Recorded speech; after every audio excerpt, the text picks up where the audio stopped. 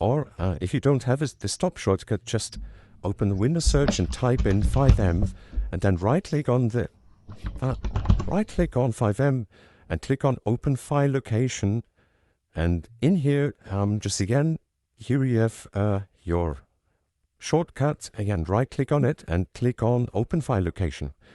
Then, when we are in the app data, open the folder FiveM application data. And in here, we have to do a few things. First of all, I would suggest you to open the folder data.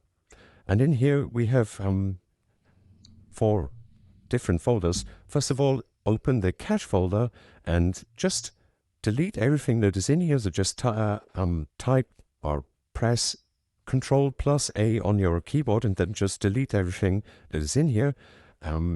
Just a quick note, you need to close everything related to FiveM to delete this in here, because it's application data, and if something is running, you will get an error. So just make sure that you close anything from FiveM.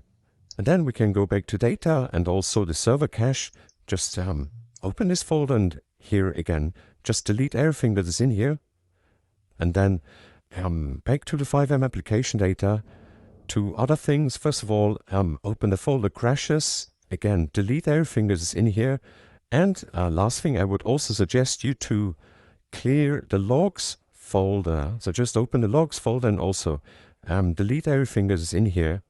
And if you've done that, we can already close this folder and open FiveM again as we normally would, and the issue should be fixed now. If so, leave a like, comment, and subscribe to my channel. If not, just also leave a comment and I will write you back as soon as possible, and then we will surely find a solution.